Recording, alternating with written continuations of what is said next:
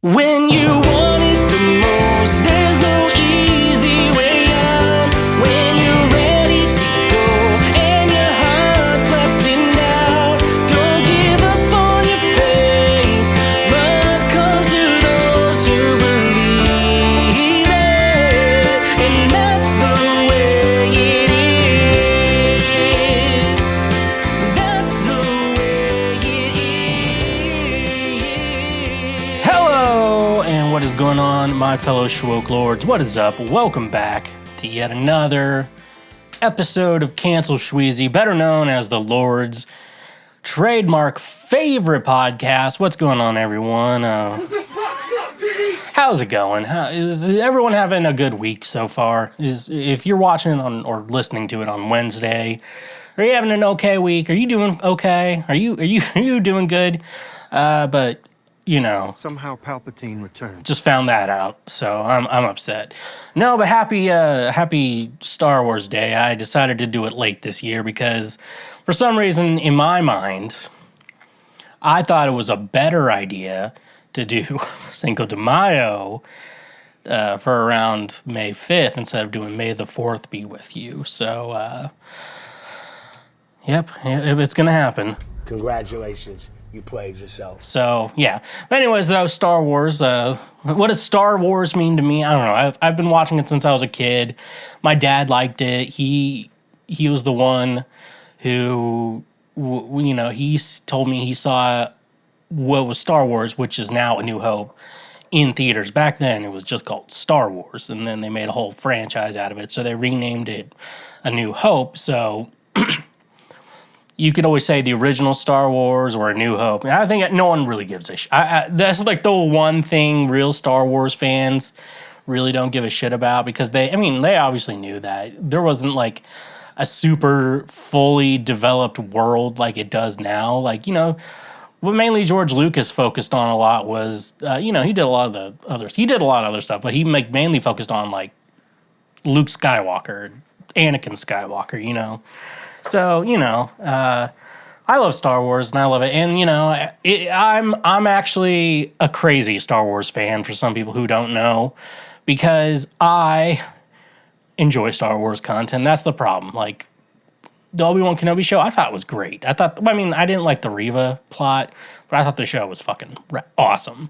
I thought Ahsoka was awesome, especially if, they're finally, with Ahsoka, they're finally letting Dave Filoni cook, and that's the best thing they've ever done. He has like his, but the thing is with like the Dave Filoni stuff, it's almost its like own part of all these Star Wars stories. There's like the Dave Filoni version, like you could even pretend that they're an alternate Star Wars universes, but I really hope Star Wars doesn't get into the multiverse. It's already like it's like you have space travel and all that shit, like you don't need to add the multiverse in there,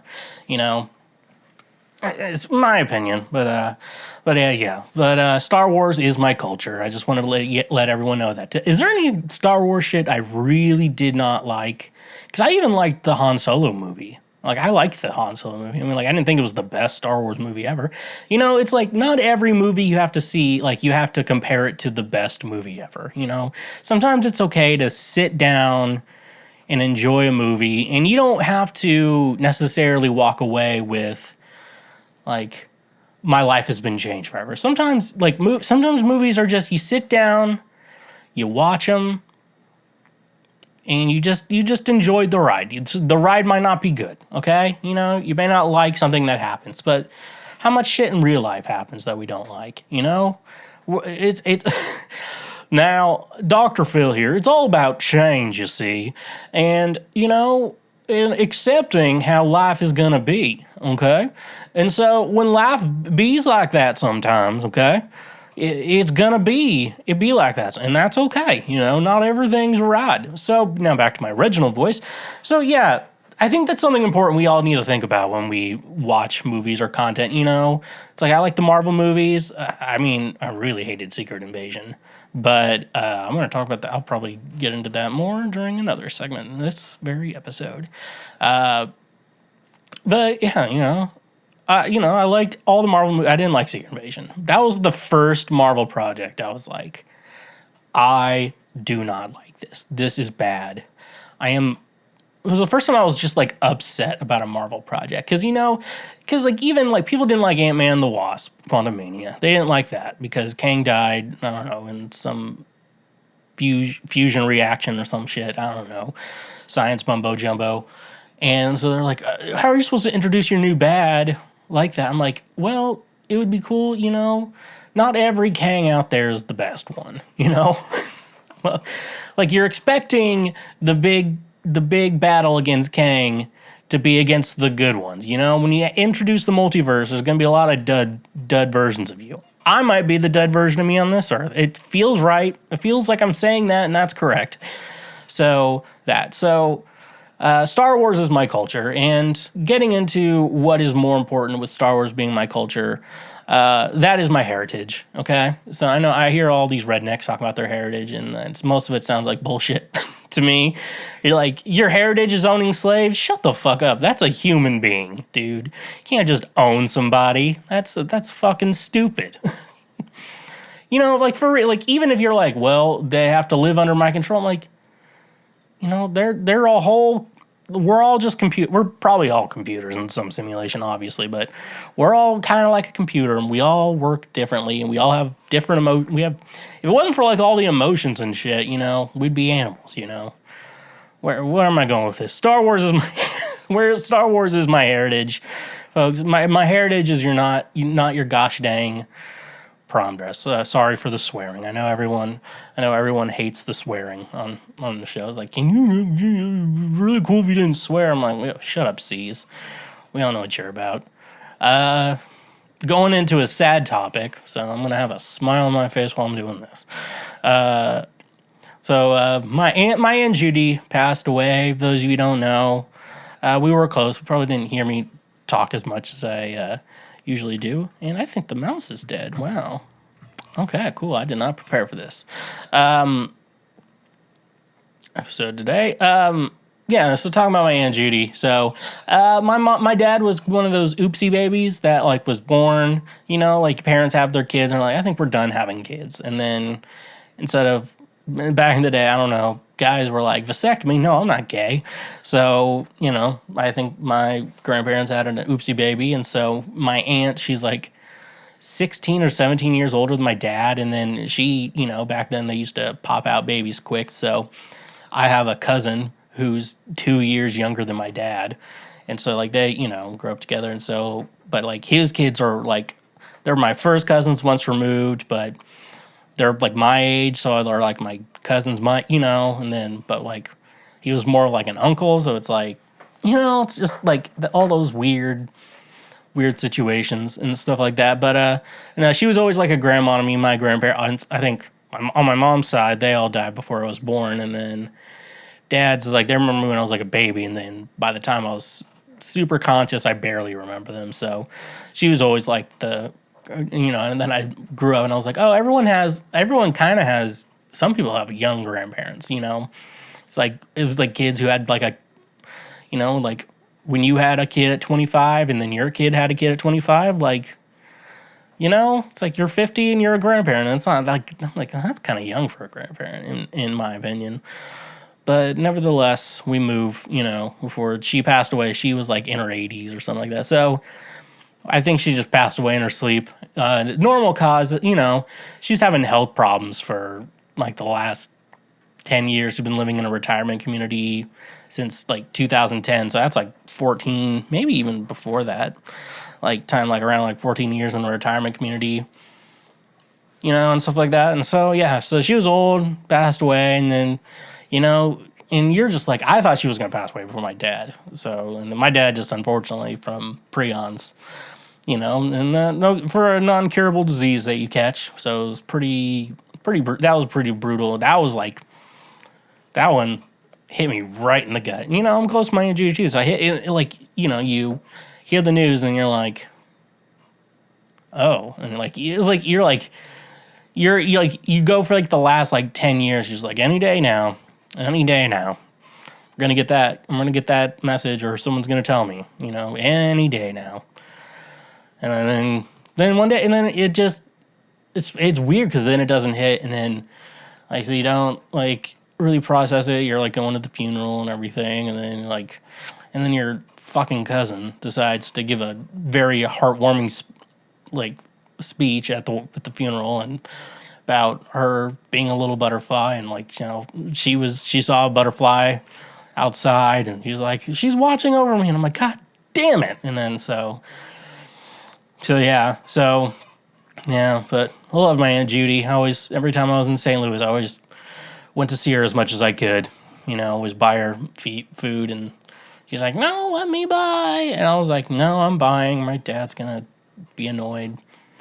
Because I don't know, it was you know, one of those situations. So yeah, rest in peace, Aunt Judy. You'll be missed forever. Your favorite nephew loves you. You only have like 2, but I know I'm your favorite. So that's all that matters to me. So rest in peace, Aunt Judy. If you want to make me feel better, I know that was sad, so we're going to just straight up U-turn this. My new song, Gorilla Grip, is out now, wherever you stream music at. I'm going to make a video soon. It's got, you know, like those Genius videos. I'm going to make a parody video of that, but kind of go over it. So give out more information. Maybe it could be a little segment on the show. I don't know. We'll see what we want to do. But yeah, anyways, though, Gorilla Grip, the song about me giving back shots to your mom, out now, and how she broke my Nintendo DS. I'm still the Nintendo DS was a rad gaming console. I think I just play on emulators now. I don't even want to play on original hardware. Your mom ruined that for me. So go check that out. Out wherever you stream music at. It should be under Schweezy. It's like the show title. You just don't type in the cancel part. You just find me. So go check that out. And I have other music out there too, so definitely check that out. You can find me on social media at the Schweezy. There is where you will see everything, all the updates of me and everything that I do. So, you know, as our friend says, cool stuff, slick stuff, neat stuff. But then there's also the raw stuff. Like you could financially help the show out. We have Cash App, we have PayPal, we have a Patreon page as well. All those are great ways to help us out in the show if you want to be a cool person and not be gay no more. I'm not gay no more. I am delivered. So yeah, you can always help us out, and that's always just very thankful because that helps me in everything I do, not only here, but you know, it goes back into the show and then goes back into me being able to survive and still be able to make the show. So always appreciate that. But there's also all the free shit you can do, which I'm just always ecstatic for that you guys would do stuff like that. Like if you go watch if you go check out YouTube, especially if you're only listening, you know, it's a good way to, if you just put it on your TV, you can play it while you do chores or whatever, you know, or, you know, other things. Check out the YouTube channel. We do have shorts and highlights, and we do have the full episodes up there too, and maybe some other stuff one day, or maybe, I don't know. But yeah. Oh, brother, this guy stinks! Or if you're on the audio platform, you can always leave a review and give us a star rating of however many stars you want to give me. You know, it is Star Wars Day, and I think this is the only Star Wars sound drop I have. Somehow Palpatine returned. Is that really the only Star Wars one I have? I swear, like, that shit movie's so quotable. All the movies are so quotable. This is where the fun begins. Time to put on my list. I mean, we got Jabba the Hutt. Come on, Mark, don't be stingy. That's my hole. That's where it spits. That's close enough, right? That's close enough. Anyways, let's jump into previous week right now. Previous week right now is just news from previous weeks that we will be getting into. When? Right now. Because that's how podcasts work. You don't just wait an hour and then be like, all right, time to get into it. Or, all right, an hour's passed. Let's just jump into it. And with that, we can already just go ahead. Oh, yeah, the mouse is dead. A Kansas City ministry with ties to Mike Bickle celebrates 25th anniversary of IHOPKC despite sex abuse scandal. And this is from the Roy's Report. We're talking about Mike Bickle again. He's back. A Kansas City prayer room with ties to disgraced International House of Prayer Kansas City founder Mike Bickle gathered Tuesday to celebrate the 25th anniversary of IHOPKC's despite the ministry's ongoing sex abuse scandal.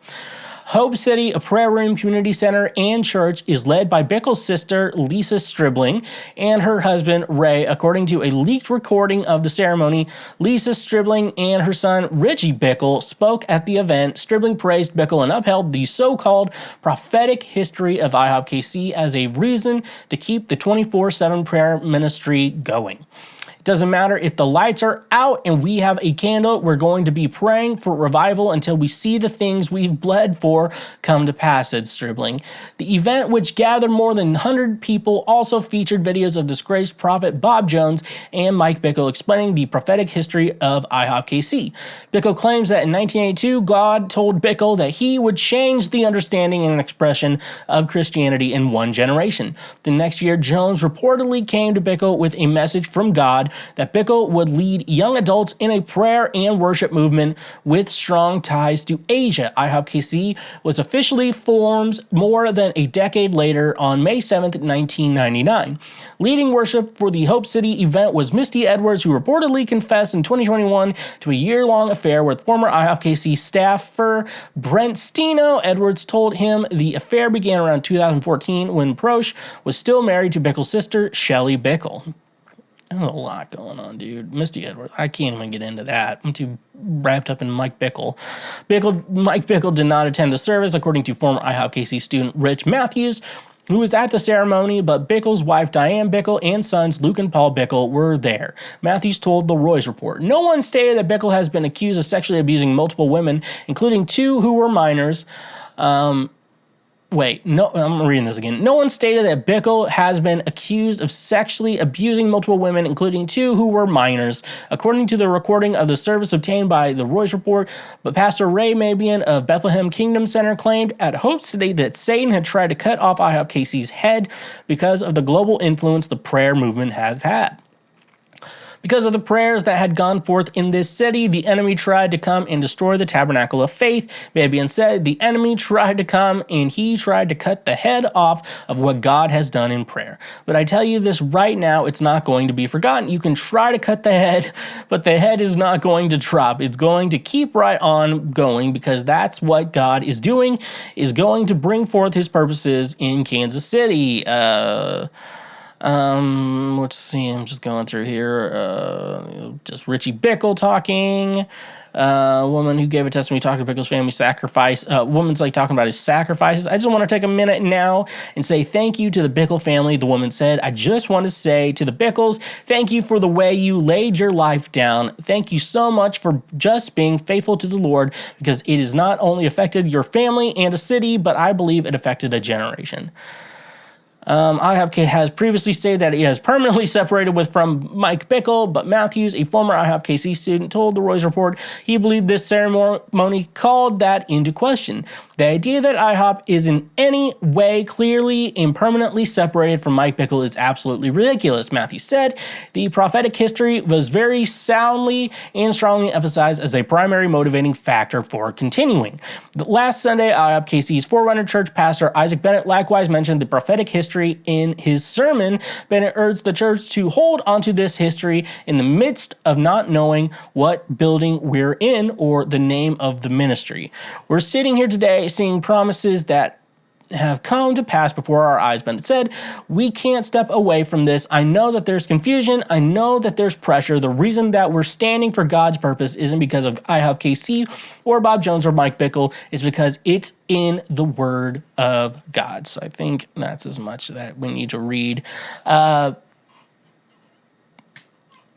Remember when they went like 1 week? It was like a week. They're like, sorry guys, we're gonna do better, and then just didn't do anything to do better and just are trying to continue with their scams and shit like that. Remember that time they tried to do better? Oh, what a saw! This hasn't even been going on like a year, has it? Like it started the end of October 23, right? We're in May. We're still talking about this dude. Like he won't shut up. He keeps giving us more and more information. Like, we keep finding more. We're just like, maybe we should let it go. And then we're just like, we keep finding more shit. Like, we keep finding more. I'm just like looking here. I'm just in wow. just we know we have the proof. Mike Bickle did this. Like, more people keep coming forward, giving like very good, accurate stories. Like, they've been fact checked, and it's just like little small details that are fact checked. Is like, yeah, I was a student at this, and my parents were friends with Mike Bickle, and he would babysit us. And then, like, you dig into it, then you find like the parents' testimony. Like, yes, we used to hire Mike to babysit our daughter, and then. You know, and they're like, yeah, here's a picture of us with the family. And we're like, yeah, this is real. Like, he did that shit, you know? And, like, the fact that they're finding, like, written emails or letters or whatever with Mike Bickle, I'm like, can you please defend me? Like, to the women he abused. I'm like, come on, dude. Like, because, like, he knows he's guilty. Like, because he knows he did it. And, like, he's gone so long getting away with it. He's, like, eventually... You know, like, you do something risky, and then you try it once, and you're like, okay. Then you try it again, and you're like, okay. Then you try it a third time, it's like, okay. And, like, no one's been like, hey, stop that. Hey, dude, knock that shit off, you know? You just keep doing it, and you're like, I guess there's nothing wrong with doing this. And then you just keep fucking doing it. It's just... So, like, if you're new to the Mike Bickle, basically, the story goes, he was in Egypt on a mission retreat, and he had the day off, and I don't know, he's doing, he seems like the type of guy who does, like, resort ministries, you know? I'm assuming that's what it was. It was at a resort or some shit like that. And apparently he had a prophecy from God being like, you need to build the next tabernacle in Kansas City. And then he's like, okay. And then he did that, And if it was just that, I think people would be, I'm like, okay, maybe this guy's on to something. Maybe he has something, you know? It's one of those things, like, maybe he has, you know? That's what I was like with Tom DeLonge and Aliens for the longest time. I'm like, you know, like, I can't be the one to say aliens don't exist, but, you know, if Tom's working to prove that, you know, and, you know, that we do, there's probably aliens or whatever, you know, and what should we tell the public about everything, you know? You know, he's just like, let's see what happens, you know? It's like, I don't know if they're going to find anything, you know? That's just, you know? But I'm not a gambler, so I can't tell you. So, but, yeah, if this is that. But then he just started, and then the problems is he started abusing women, and he would make up shit like, God told me you're going to be my next wife. He sent me a prophecy. And, you know, using logic and reason is saying that, he created this whole con artist thing out of being a prophet, you know, like, you know, and people believe in Jesus, and you can muster up enough evidence to prove, like, Jesus existed and he died for you and he rose from the dead. Like, you can work that out logically in your head and all that stuff. Like, you know, you couldn't necessarily say how he rose from the dead or whatever, but you can at least say, like, you know, they're like, and they say like 600 people saw him, you know, it's like, that's a lot of people. And I'm like, oh, it makes sense, you know. You know, you can't get like 600 people in a room to say they saw something and they all have the same story, you know, I don't know. But he would just use that, God told me you're going to be my next wife, so I have to start touching you. It's like, dude. And just knowing, like, you know, if he's abusing that power for that, you know, because, like, he's clearly making it up. God's not like, if there is a God, I doubt he'd be like, touch that little girl. I'm pretty sure he would be like, don't touch that little girl. That would not be good. That's how God would talk.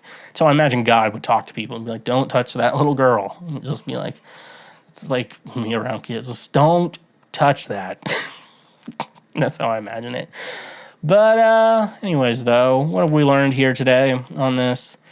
That this whole prophecy thing, if we've learned anything, they're trying to hide the sex abuse, and they're trying to cover it up with, oh yeah, but these prophecies are real though. And if you haven't dug into the story like I have, I'm here to tell you, he would use prophecies for his abuse, and I don't think that was cool, you know. And to me, that just proves he was a con artist, you know. Like and it's not uncommon for a pastor to even think for themselves, like, you know, you're a young pastor, you know, and maybe you're an associate pastor at a church or whatever, and you're just like, okay, if you don't, it's kind of a situation where like this head pastor is going to be there a while. I would like to be the head pastor, or I'd like to be a head pastor. So the best option would be, hey, why don't I,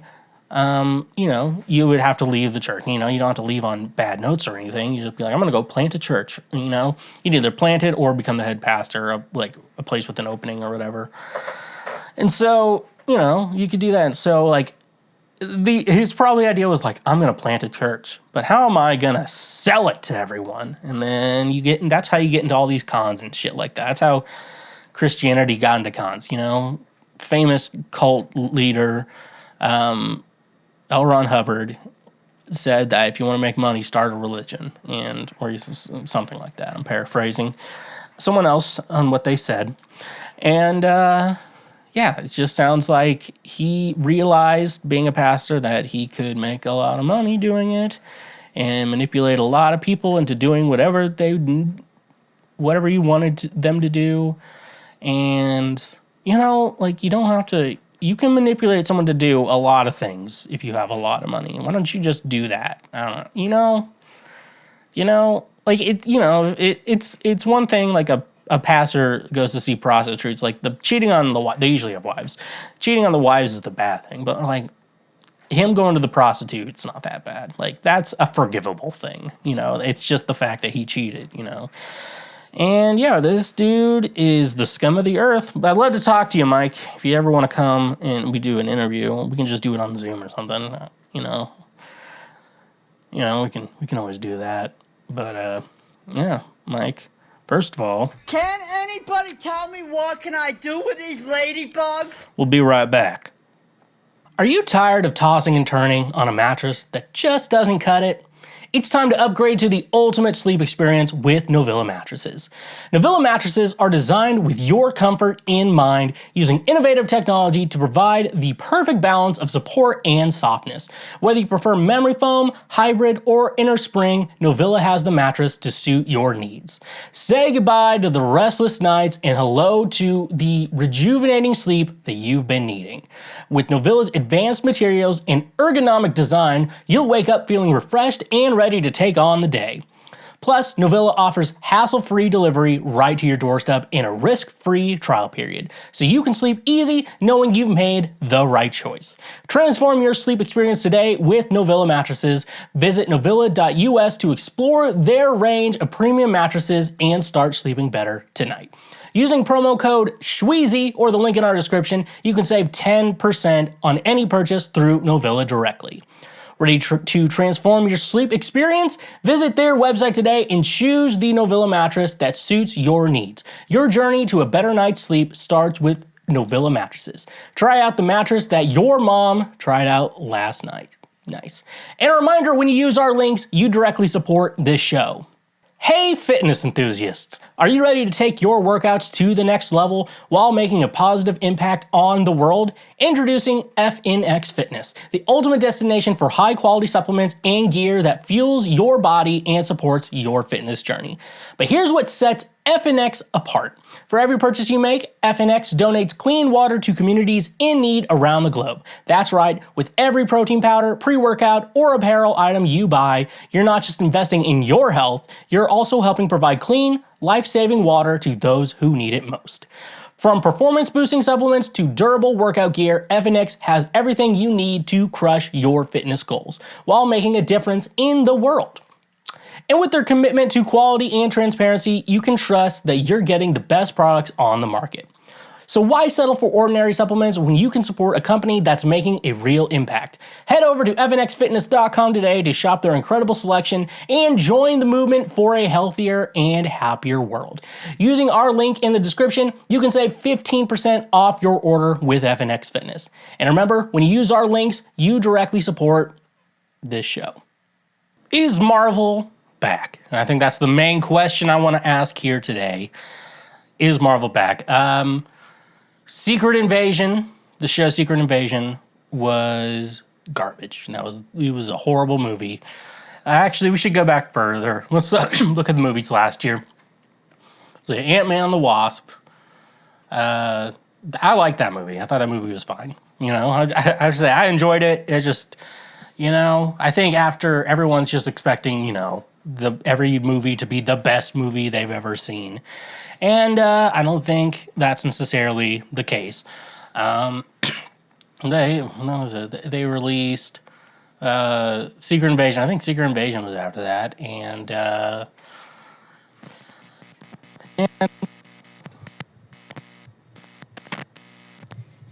oh, sorry for the clicks, everyone. Me just not gonna edit that out. What did I just type in? Yeah, okay. Maybe this is the show, everyone. Hopefully, we'll get some momentum going sooner. Marvel movies 2023. Okay. Everything there is. Okay, so the Ant-Man and the Wasp. Everyone said it was mid. I enjoyed, and I'm okay with it being mid. Guardians of the Galaxy Volume 3, which was phenomenal. So Marvel really didn't have that bad of a year. They just released too much shit, and they had 2 hits out of 5, and one was a James Gunn movie, which felt more like a James Gunn movie that got to take place in the Marvel Universe. Because he didn't have anything to lose, when he made this. So he got the first F-bomb in a Marvel movie.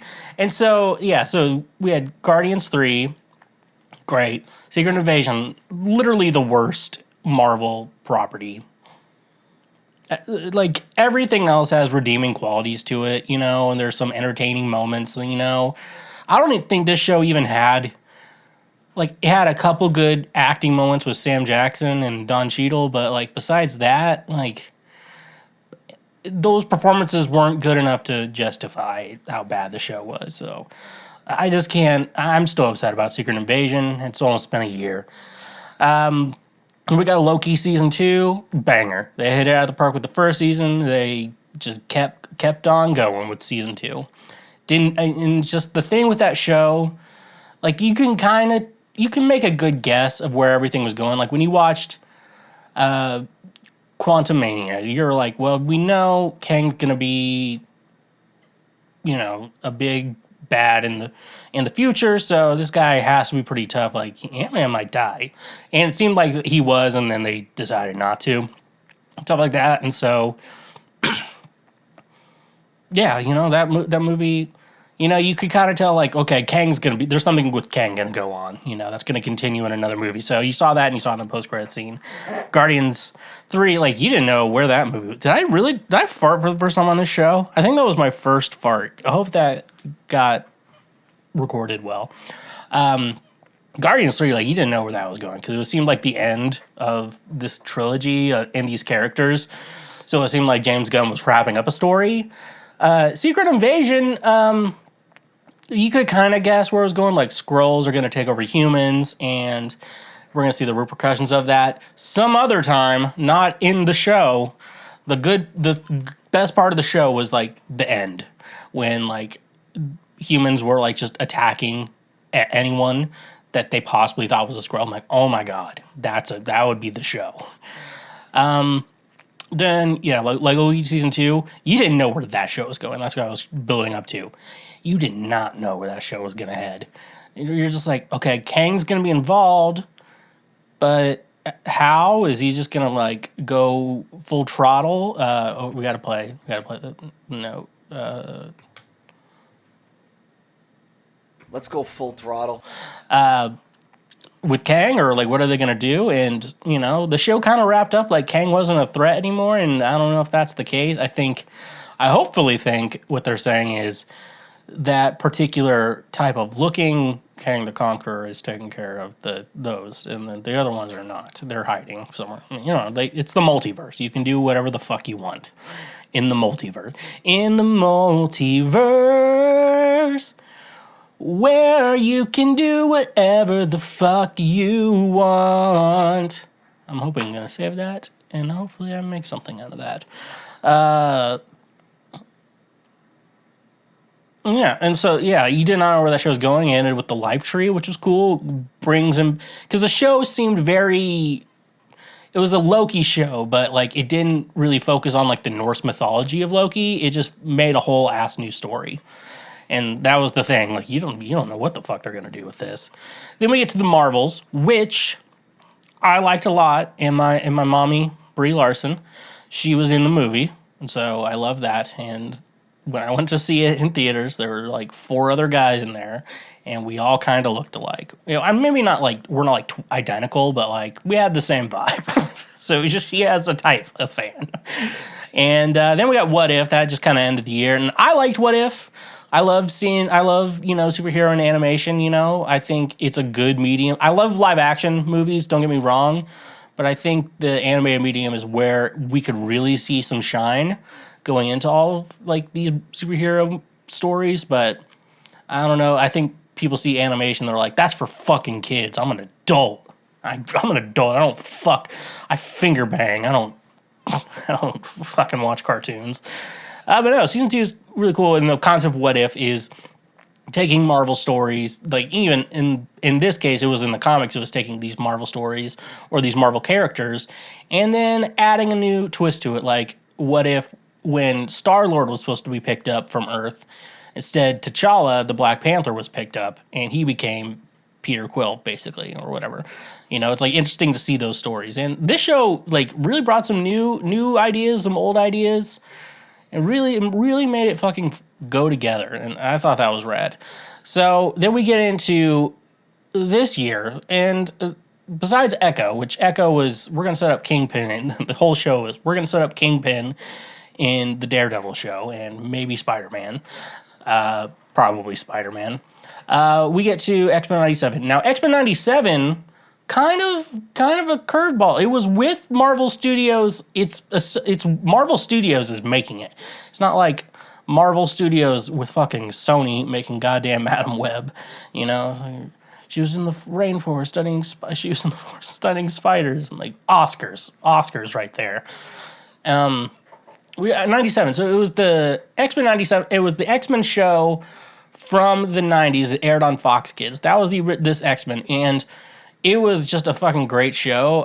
They were just like, we're gonna do this. We're like, sometimes you just write people at the right time, and they just caught it, and they kept it like so classy. Even for the 90s, they didn't try to. There was a couple 90s things that they did, but they really tried to stay close to the comic source material, especially in regards to like character designs, and which was so awesome. But like the thing with this show, what got really everyone excited is that was kind of the first MCU, because they had crossovers with Spider-Man, where the X-Men were in that show and Spider-Man was in this show. Iron Man and Captain America and the Hulk, they all showed up in, even like in 97 and the show before that, and including the Fantastic Four too, which Morph kind of turned into Mr. Fantastic for a second, which Morph is a whole other thing, because I think Morph's powers were supposed to be similar to Mystique's, right? Like, I didn't know he could, I don't know if he can copy the powers, but in the show he could copy the powers, meaning that a lot of the problems in the show could have been solved with Morph just turning into that person and using their powers. But that's just me, though. So let's jump into it. Let's just jump into it. On what happened in this show and why it was so fucking good. So to me, X-Men is like basically they just literally just carry straight on from the very last episode of the original series. Basically, what happened was Charles Xavier was attacked by Gyrick, and it was to assassinate him, but like it messed him up so bad because of his psychic abilities or whatever, that the Shi'ar Empire and his lady friend over in the Shi'ar Empire took him away to see if they could do any of their more advanced medical research and stuff like that on him. And so everyone presumes Charles is dead and stuff like that. So now Cyclops wants to be the leader of the team, and they basically take on Gyrick and they take on Sentinels and stuff like that. And you're just like, oh, Sentinels are back just for like this one episode. I was wrong. I just thought they were going to be like a one and done type of situation, but no, that was not the case. We'll go on to that.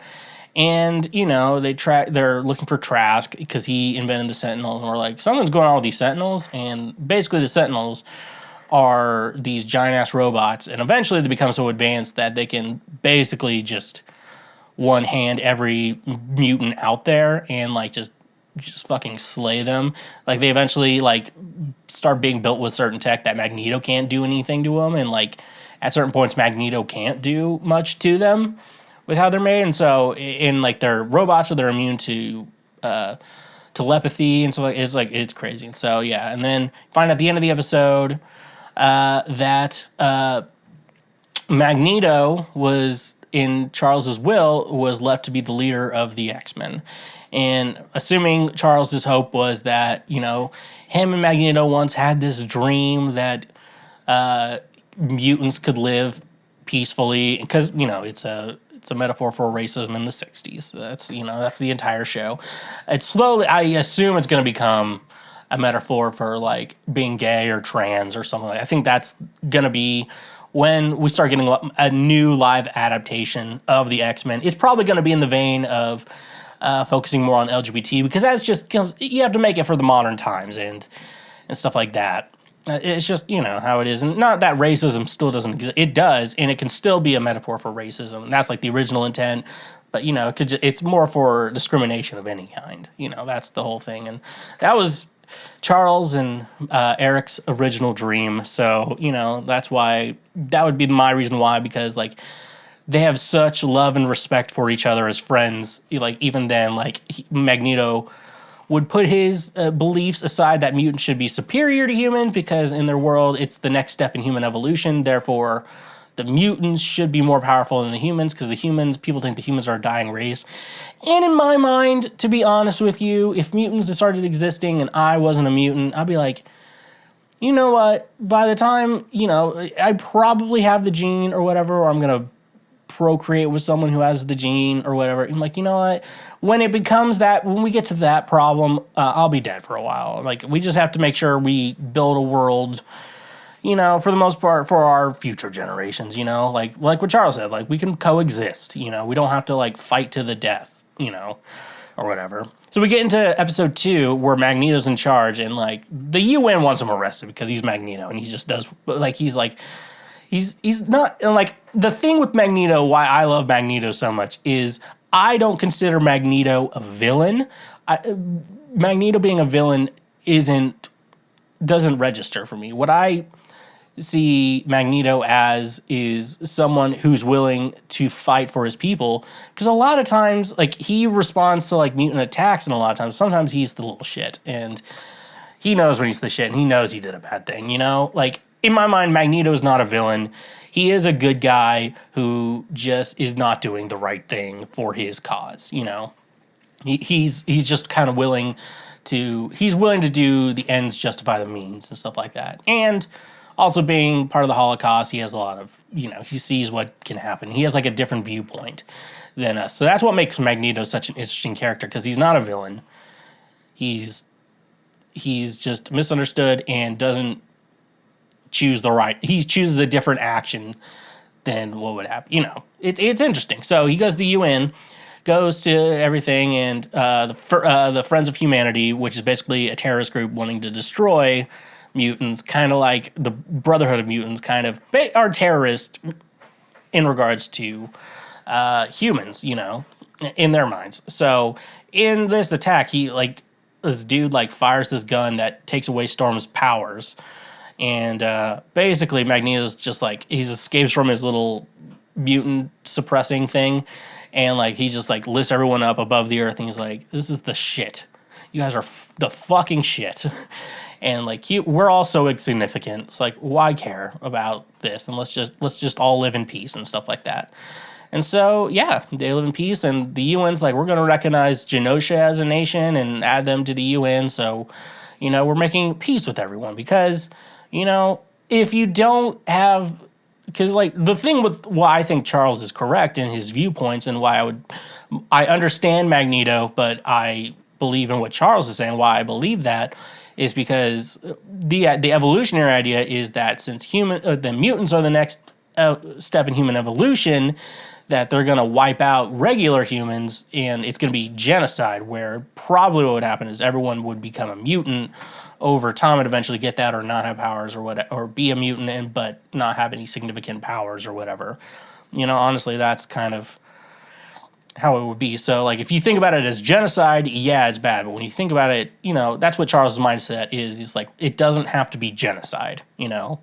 No one has to die. We can just live our lives, you know? And, you know, that's what I always think about big political things. It's like, at the end of the day, I have to worry about my own survival. And, you know, that's what we're all thinking about. Like, everyone has a right. We all are just worried about our own survival. And we're all just trying to live and everything. So that's what happens then. But then, at the end of the episode, Jean Grey shows up at the door after Jean and Scott have their baby. And they were like, uh-oh, there's a fake Jean Grey that we go into the next episode, where it's basically, I talked about this a couple weeks ago on the show when it aired, but like the Madeline Pryor Jean Grey, what basically happened was that Mr. Sinister, classic X-Men villain, he cloned Jean because he thinks Jean and Scott have perfect DNA.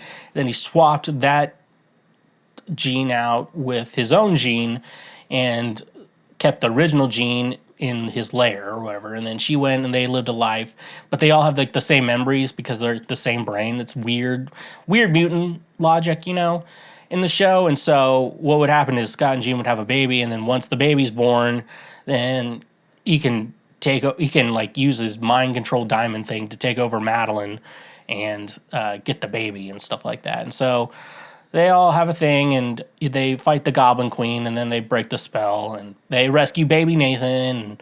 But Baby Nathan has a technovirus, and so he has to go back to the future with Bishop and be separated from his parents. And then Madeline Pryor goes off and leaves, and the original Jean is back with Scott, but they don't know how long, and Scott's like, maybe I'm in love with Madeline, but not this Jean anymore, you know, and Scott's conflicted too. And then we get another flashbacks. Then we go back to Storm, and she runs into Forge, and Forge is like, I think I can help you get your powers back. So we can finally get fucking Goddess Storm back.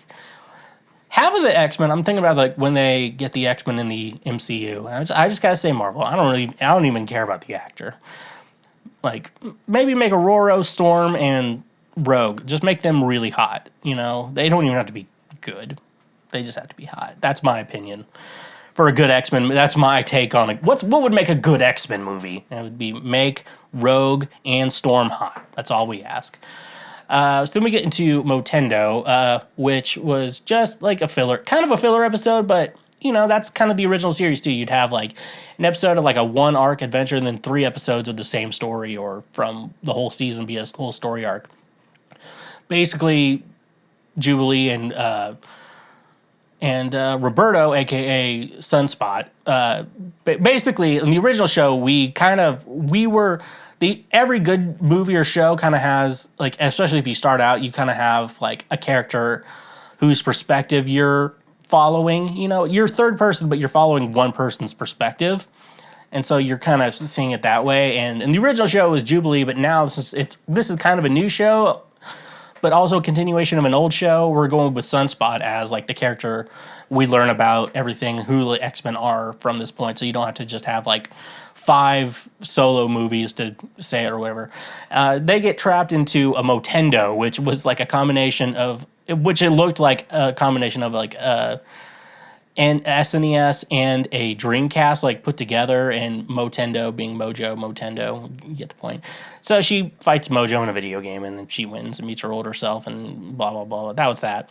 And then we get to Life Death Part 1. This is like the show is finally getting amazing.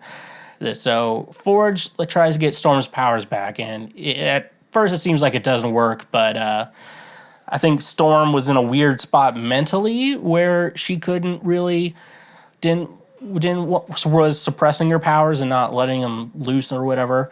And so after a demon attacks Forge, they have to go into a cave, which is a very tight space, and Storm's claustrophobic. So, you know, she gets the fruit, and then she gets out, and she realizes she had her powers, and she was just suppressed. I think that's what they were trying to say, is that what Forge did worked, but she was just suppressing her powers because she was just had a mental block from it and had a life crisis, you know, in the process. So then she has her powers back, and then I talked about the second part already. That was the whole part. All right. So we talked about that, and then I'll just sum up what happens at the end of the second part and this. And then we get into Remember It. Now, this was the fucking episode. This was the episode you're going to remember from this season. Basically, a group of them, they go to Genosha. Magneto, Rogue, Gambit, and Gambit. They go to Genosha, and Nightcrawler's there just hanging out and doing shit like that. And they're having a gala, you know, they're going to be in the UN, and they're just having fun. And then Master Mold and all these, like, grown Sentinels just wipe out the place. And you see Cable try to warn everyone, but he keeps getting pushed away. We find out about that later. And so there's just, like, this genocidal attack on Genosha. And it wasn't, like, any government. It was Trask and the secret villain the entire time. And there's an attack. And at the end of it, Gambit gets stabbed by the Sentinel on a pole, and it's holding the pole, and he's like, name's Gambit, remember it, in his dumb Creole voice. And then he uses his kinetic energy one last time to really just fucking destroys the Master Mold, and then Gambit is dead. And we were all sad because during the whole episode, Rogue was like, I could be the queen of Genosha with Magneto, but I'm not in love with Magneto. I'm in love with Gambit, and, you know, and that thing. And then Gambit dies, and she's like, I was in love with Gambit. And that's when you knew. And yeah, then Genosha's basically completely destroyed, and it was sad because it was like an innocent attack, and it was supposed to represent the creator of the show, Bo DeMaio's, because he used to go to the Pulse nightclub before it was shot up and stuff like that, and it was kind of like, I could have been there that night. That could have been me. I could have been there. I could have died. It was crazy. Then Back to Life Death Part 2, which I already spoiled. Storm got the flower thing, and the saved Forge got her powers back. And then she sees the Genosha massacre, and she's like, all right, time to be an X-Man again. Forge, you're being an X-Man too. Then we get into Bright Eyes, which was Gambit's funeral. The sad shit. And everyone just goes to town. Like, you get a Rogues just storms through, like, General Ross's base, and he's like, we have a Hulk here. He's like, get what you want. And then she sees Captain America just for, like, a cameo, and that was usually like, I'm going to send my team when we know anything. And, like, I don't think the Avengers are going to do anything about this. And then find out they protect the president in the last episode. I'm like, oh, that's what you're doing. They locate Gyrich in Mexico, and then she absorbs his memories and then blacks out, and then they find her in Mexico, which that part never made any sense. By the way, then they find Trask. He's in Madripoor, which we saw in the Falcon and Winter Soldier, which is like where there are an island where there are no laws, so people just do whatever the fuck they want there. But like somehow they still run like a society. I don't know, because it's like there's like giant skyscrapers, and you're like, one person in there could have pissed the wrong person off, and they just blow up the building. You know, it's crazy. You know, that's crazy stuff. But anyways, they're like, Trask, tell us what you did. And he's like, I don't know. And then they kill him, and then he turns into Prime Sentinel, which is basically a Sentinel taking over a human, and they fight, and then Cable saves the day. And he's like, I know, I'm Cable. And they're like, Jean and Scott are like, son.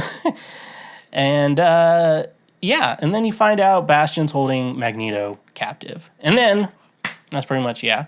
Then we get to the last part, Tolerance is Extinction, which, just the way to end it. My brothers and sisters and others. He reveals Masterminds all, and, wait, no.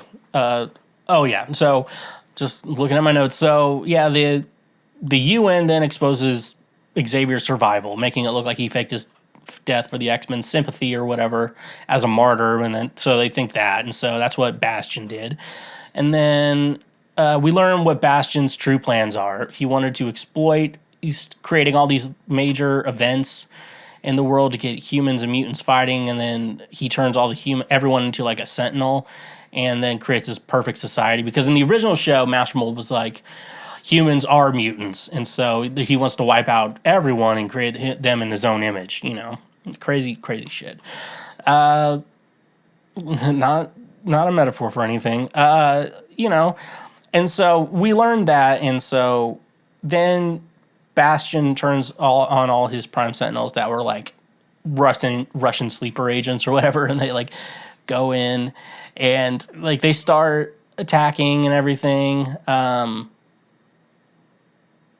So yeah, and Sinister was a part of this too, which was like crazy because it's like he was a minor villain in the show, but he gets his fate. Xavier comes back at the end of this episode. He's back on Earth. He's like, "Where are the X-Men?" He sends them to me, my X-Men.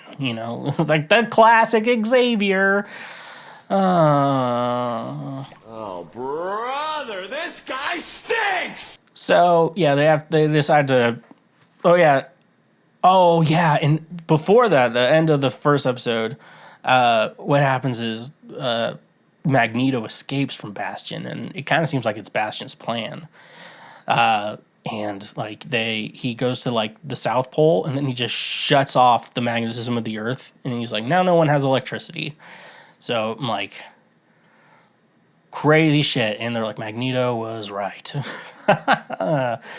And then so Magneto's plan is to try to get all the mutants to Asteroid M, because apparently if the Earth stops spinning, I guess things die. I think that's how it works. I guess you don't have the regulation of night and day that helps things grow, and I don't know. There's some science, but Neil deGrasse Tyson would tell us something. It's going to tell us something about this. So Magneto's plan is like, I'm going to get all the mutants back up to Asteroid M, where it was just where all the mutants could live in peace, kind of what he wanted with Genosha. But now they're just separating from Earth altogether and just going to let Earth die or let all humans die. Then the mutants are going to take over, and just. I don't know, force something similar to that, and then take, something weird like that. And then they all try to face off against Magneto, and then, Charles has to, like, enter his mind, and then Wolverine stabs him with his claws, and then Magneto takes the adamantium out of Wolverine, which was like, oh, we're going nuclear now? All right. Because, like, they always fought like they were gentlemen, like, we're a gentleman's sport, and, I'm not going to kill you. We're both mutants, we are brothers. And stuff like that. And so Magneto's always just been, like, on the defensive with Wolverine, because Wolverine was all attack, and he was always defensive, and now Magneto attacks. And he goes hard. And we don't know what's going to happen to Wolverine, so we don't know if his healing factor will heal back the adamantium, or will it just keep healing him without just bone claws and stuff like that. None of us know. It is what it is. So we end up with a cool thing. So Jean fights Bastion, but Sinister has control of Cable from the technovirus, and he always had this plan. So thinks he's going to kill Jean, but the Phoenix comes back, which out of nowhere, I'm like, it's like maybe the best explanation I have for like the Phoenix coming back is like, some of its power remained in Jean, and so like when she dies, she rebirths, and now Jean can never die. That'd be an interesting story, or eventually, like when Jean's ready to die, it'll go with it. But if Jean's not ready to die, she'll never die. That'd be an interesting, I don't know. Maybe that's something they could do. But then, they defeat Bastion on Asteroid M, and like he's like, we could save you, Bastion. He's like, no, and then he just dies with it. But in the process, the U.S. government tries to nuke Asteroid M, and then somehow they all get separated in time, and so Cyclops and Jean are in the future with Nathan, like a child Cable, and then the rest of the gang, they're in ancient Egypt about to meet young Apocalypse. And it ends with a post-credit scene of Apocalypse holding up a playing card, probably teasing an Age of Apocalypse storyline, which they could insert them versus the Avengers in there, and stuff like that. And that's what I think. They're probably going to get back to time, or it's going to be an Apocalypse show, which, I thought because I thought at first that bringing the Master Mold story and starting to bring in Bastion, who I probably haven't explained Bastion, basically how the story explains it is Nimrod in the future is a more advanced Master Mold, and it came back to the past to assassinate Charles Xavier, but failed when I think Cable or Bishop saved him, and then helped out with that, and so they saved that, but like part of Nimrod became like liquid goo or something, went to a janitor, and that janitor had a kid, and that thing infiltrated Bastion, and Bastion was a mutant that could control technology, and it knew all this stuff in the future. So it was like the first Prime Sentinel, the Master Sentinel, and stuff like that. That's what the story was, but he's defeated now, so I don't have to worry about him anymore. And yeah, I'm curious, how would they make Avengers versus X-Men? It feels like they're teasing it, like, why are they putting Spider-Man and Captain America and Iron Man, Doctor Strange? Why are they putting these cameos in, and like the Watcher too? Like, you know, it's Marvel Studios is making it. We're assuming it's the Watcher, you know, that guy. And so very interesting to see where they're going to go with this, but I'm super excited to do that. And yeah, and like they were cool with the Easter eggs in this. Like the opening was Gina's the Phoenix, so they were teasing that. And then Bastion was in like every episode, like in a picture next to Cable, like in the back of his head, like him walking, and like you didn't know he was the villain yet, but like he was there, and everyone's like, I think that's. You watch like Screen Crest, they're like, I think that's Bastion in there. Oh, that's Bastion. You know, okay. And then we find out Bastion's the end of the game. I think the last thing I want to say is a lot of people thought that these storylines were rushed in X-Men 97. I was okay with that because I'm like, I don't want anything after season 3. I really just wanted to do these 2 seasons, and that's going to kind of all ends with the multiverse saga. And then after that, it's just kind of like we're watching Marvel movies with the X-Men and already exist and everything like that, like a more full universe, you know. I just think that'd be rad. And so I don't want them to, you know, get to a point where they jump the shark or something like that, or get to the point where they suck and, you know. This is the type of guy you get. So, yeah, we'll be right back. Let's talk about the app that's revolutionizing the way that we handle money, Cash App. Whether you're splitting the bill with friends, paying rent, or even buying stocks, Cash App makes managing your finances fast, simple, and secure.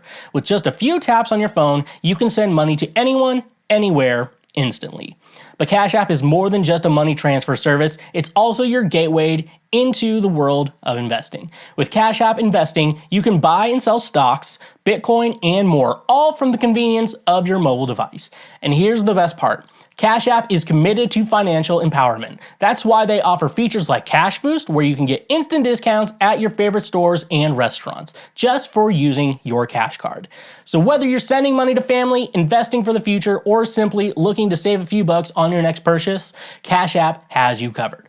Luckily, the best part is, if you sign up today using the link in our description, you yourself, I'm talking about you, can get $5 just for signing up. That literally is free money.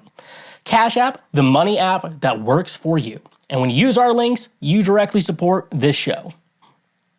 Let me ask you something. Who doesn't love saving money? With Honey, you can say goodbye to endless searching for coupon codes and hello to instant savings every time you shop online. Honey is the free browser extension that automatically finds and applies the best coupon codes at checkout, saving you time and money on all your favorite sites. Whether you're shopping for clothes, electronics, or even ordering food delivery, Honey has got your back. But that's not all. When you sign up for Honey using the link in the description, you'll unlock even more benefits, like exclusive discounts and cashback rewards on your purchases. So why wait? Join millions of savvy shoppers who are already saving with Honey. Download the Honey browser extension and start putting money back in your pocket today. And don't forget to sign up using the link in the description to access extra perks and maximize your savings. Happy shopping. Honey, the smart way to shop online. And also don't forget, when you use our links, you directly support this show. Oh no! Our table! It's time for Oh No, Our Table, the part of the podcast where I answer your problems, solve your problems for you, the ones you didn't even know you had, except for the ones I'm reading today. So let's just jump into it. See what problems you guys have. Do women get turned on when they see really buff kangaroos? What?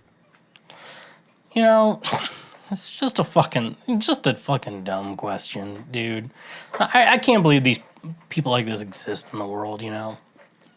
So, men are the only creatures who find animals hot. I don't see women. I feel like even in any weird bestiality circumstance, I feel like it's not a thing for women. It's a paid thing or something. But holy fucking shit. Ladies, ladies, have you ever seen a buff kangaroo and gotten turned on? What is this question? What is wrong with you? Like even like the guys who like the cat girls probably like the girl part of them a little more than the cat part because they were drawn sexy and then they was given a tail or some shit. I don't know. But like, what? Here's how we're gonna answer this question by solving a problem for you. What's been going on, brother? It had to be a man because you're not asking just do other women get turned on? You said do women. So you've never there is no chance you've ever talked to a girl. And so we're going to solve that problem instead. Why are you not talking to girls? I'm going to make an assumption here that you're asking dumb fucking questions like this is the reason you're not talking to girls. And and this isn't, I don't know. You can watch TV pretty much and watch TikTok, and you could probably understand how the opposite gender feels. You know, like the kids these days, like I see, you know, like the ones you don't talk to girls, they don't seem like down bad about it. Like I feel like when I was a kid, people were down. I don't know. Maybe I don't talk to them about shit like this because it's weird because I'm a grown man. But yeah, so I think we figured out why you're not talking to girls, and here's the advice I will give you. Do you want to keep going down the path you're currently going, or are you down bad? Because if you're down bad, this is something you should not ever let repeat ever again. The fact that it was on the internet to get sent to me is the shocking part of this. And This is America, you dumb son of a bitch, okay? that's what I have to fucking say about it, you know? What you gonna eat? You did fucked up? Okay.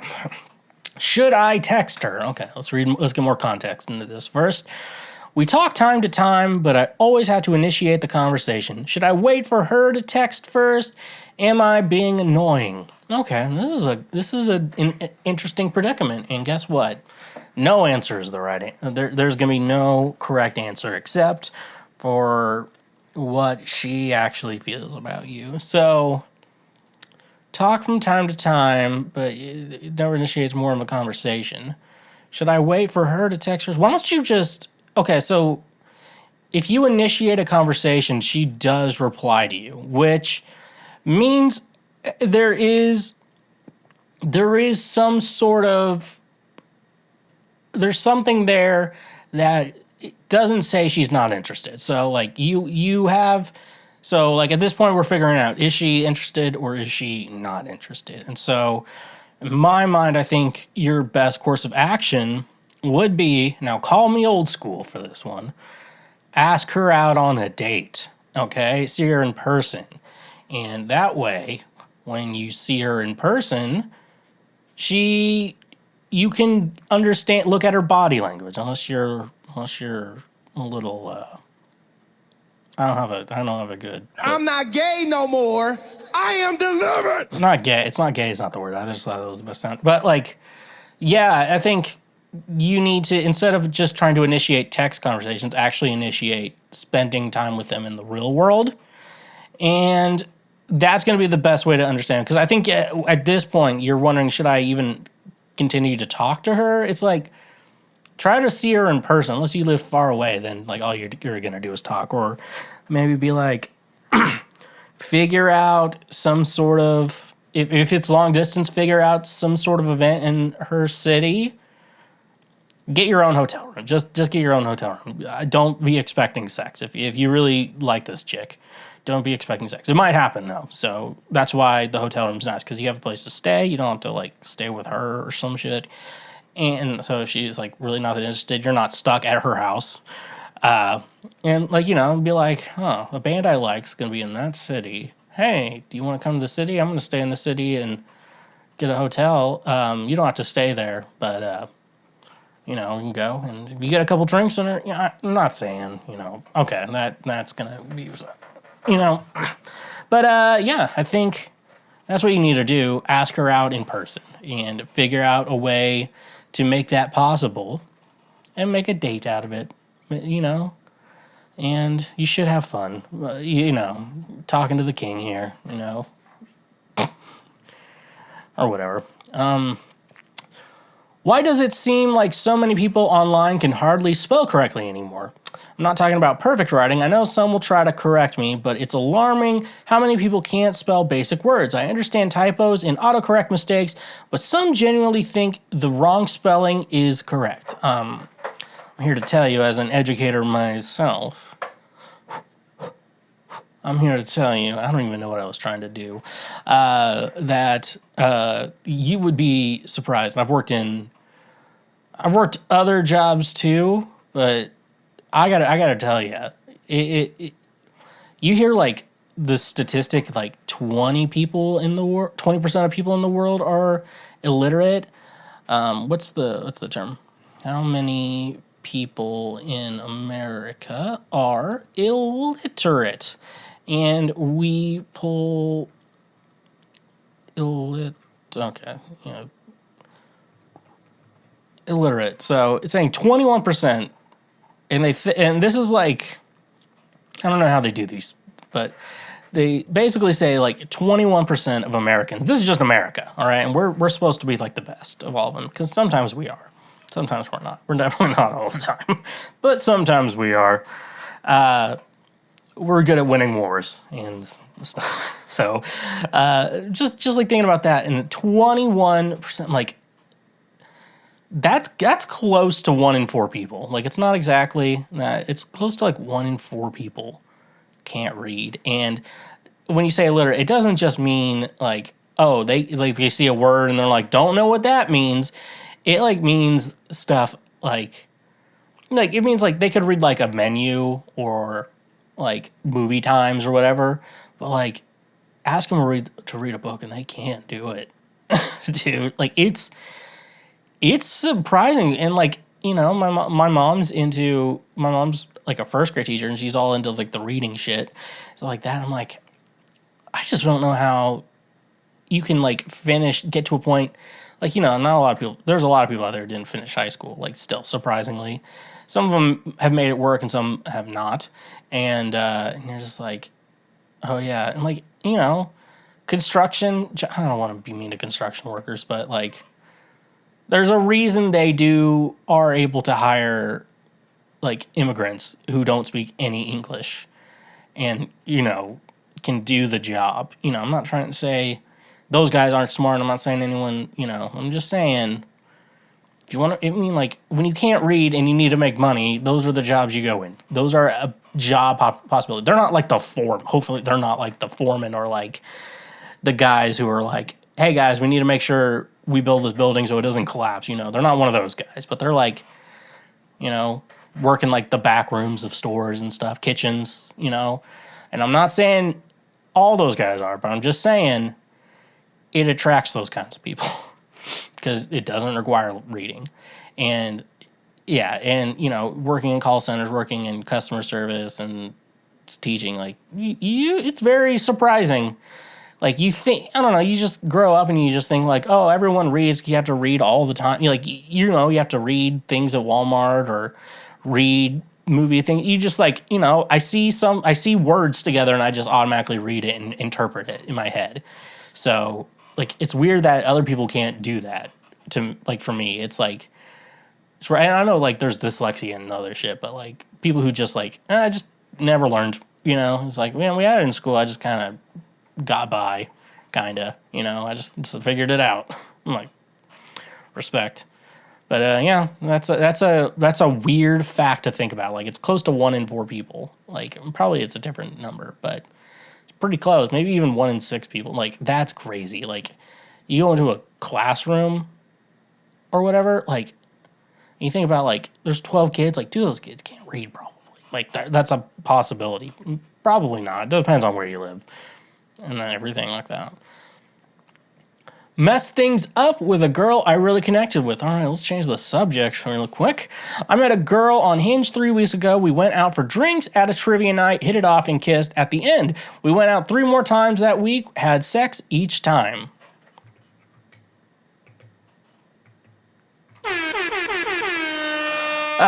And we're texting constantly. She was leaving town for a month, and during our last date, I asked, "Where do you see things going?" She thought I was asking, "What are we?" I think that's what you were asking, brother.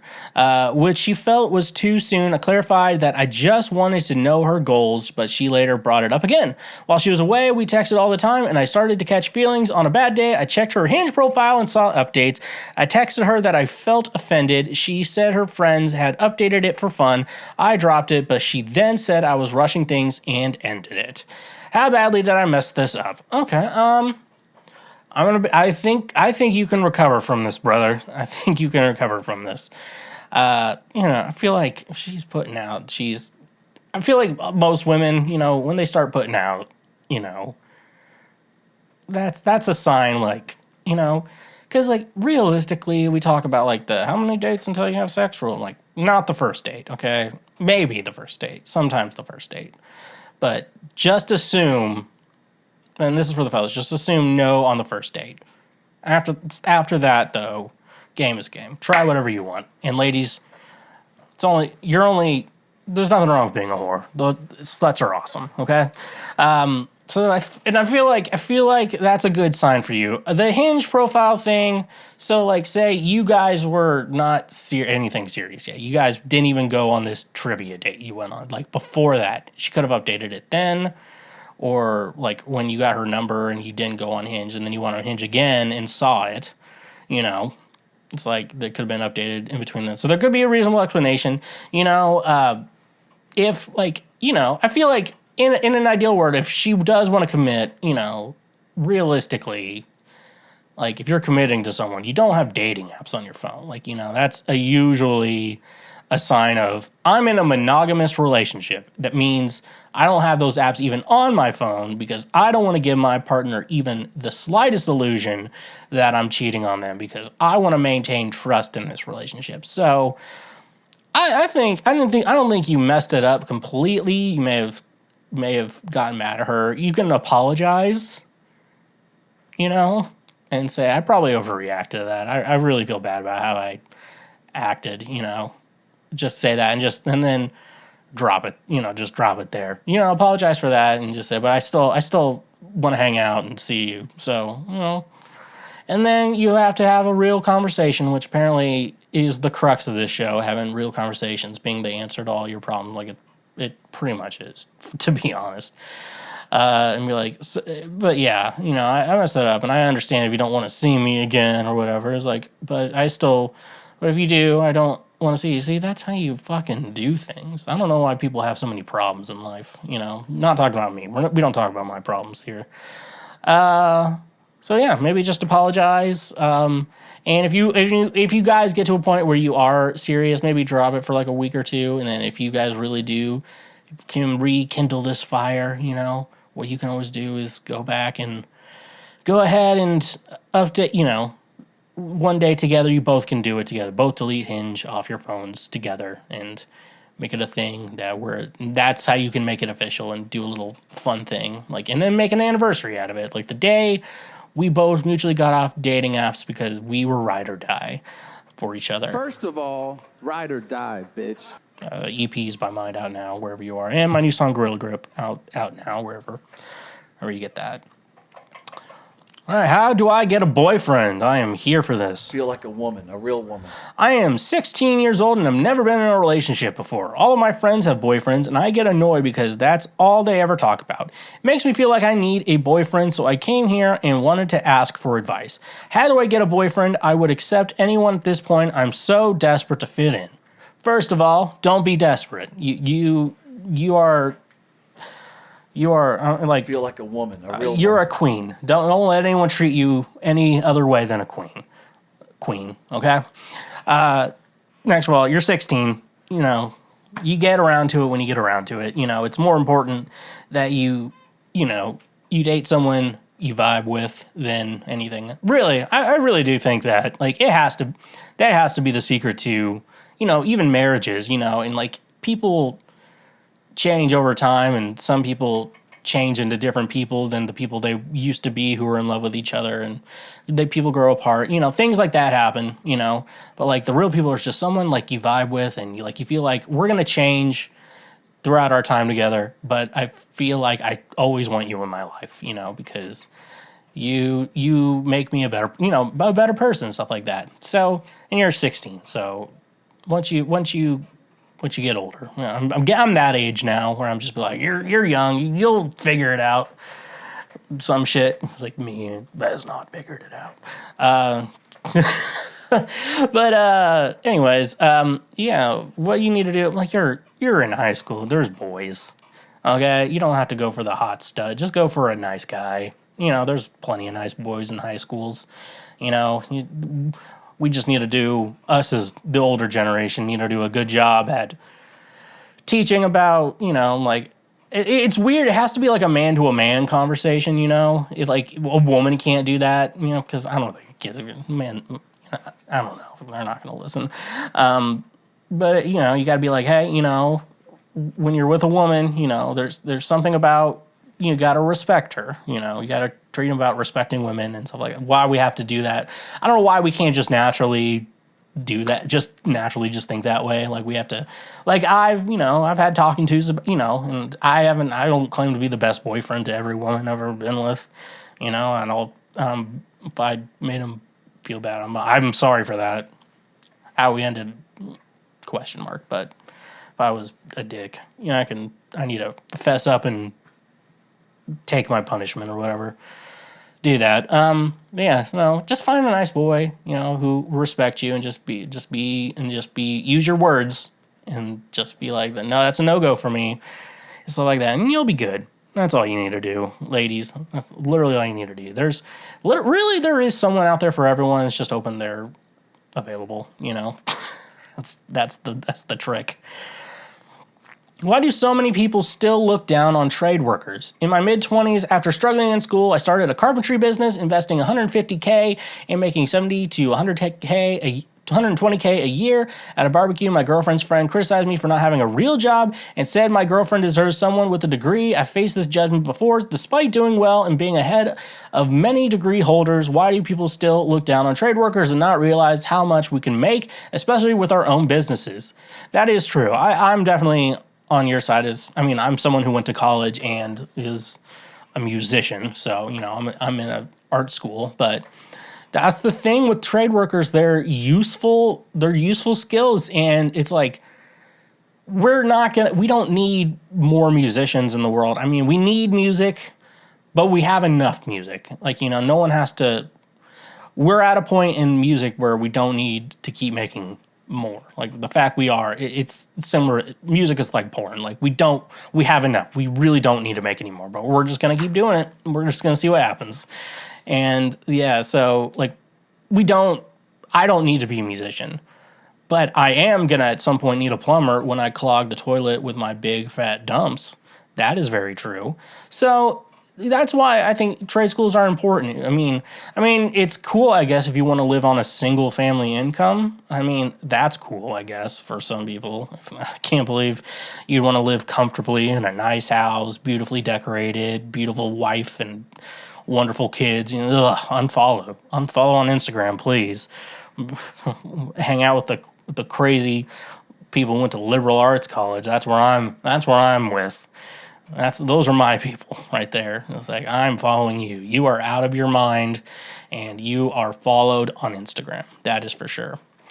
And so I think the reason why people look down on trade workers has to come down to just the school system, because the school system is very college encouraged, and especially I think at one point in time, if you had a college degree, people thought you were smart and educated, which means like this guy is not a fuck up, and this guy has some brain skills and basic knowledge and at least the intelligent level to pass college level courses. It used to mean something. Nowadays, we're like, yeah, I slept through an entire semester of a class and passed.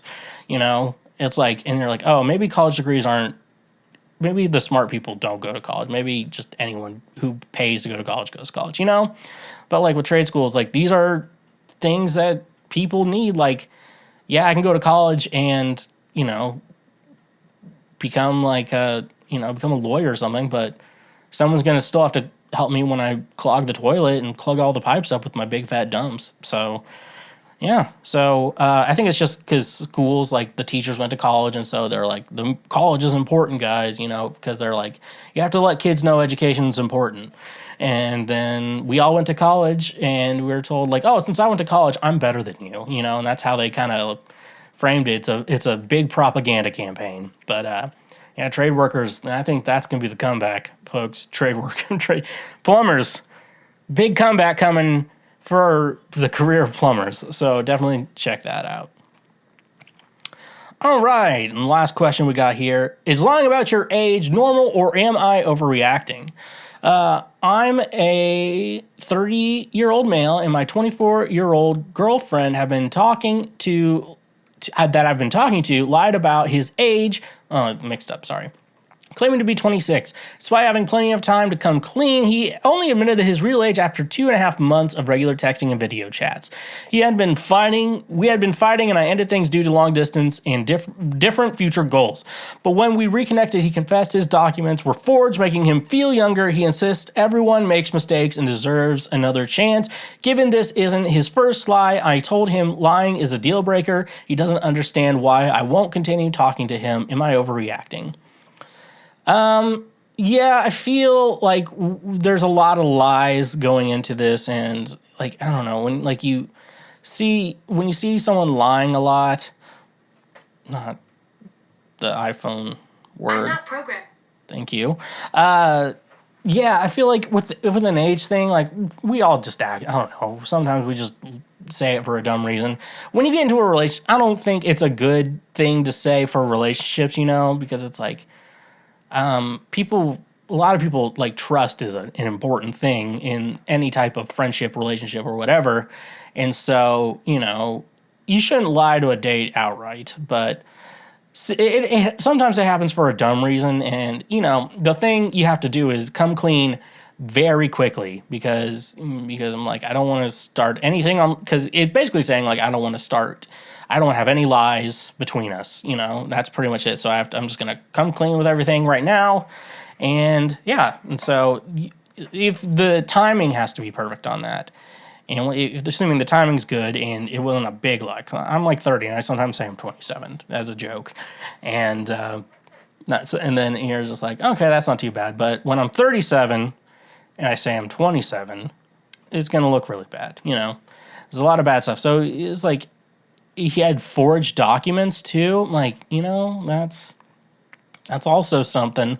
He has a lot of things hiding. So, I have to say, yeah, you did a good thing breaking up with this dude. He sounds like he has a hidden life he doesn't want to share with you. And, you know, even like in The Sopranos, which we need to continue on in that series, like, Tony's wife knew that, like, he was in the mafia and he did crazy things, but she was like, for my own sanity, I know what he does at work, but I'm not going to ask details, you know? It's just, leave it at that and everything. So that's this episode of Cancel Schweezy, the Lord's trademark favorite podcast. Thank you guys so much for checking out a full new episode and finishing this one. I really appreciate it. Thank you guys so much. You are the best. Honk if you love butt drugs, and stay awesome.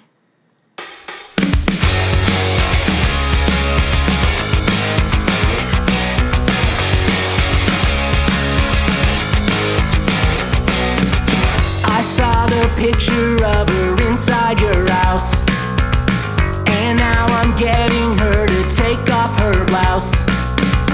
The way she smiled when I said she's 24. She's got a body that makes jaws hit the floor. Your mom crushed my DS with her ass. Her gorilla grip made it hard to last. Gave her back shots while playing Blink 182. If things go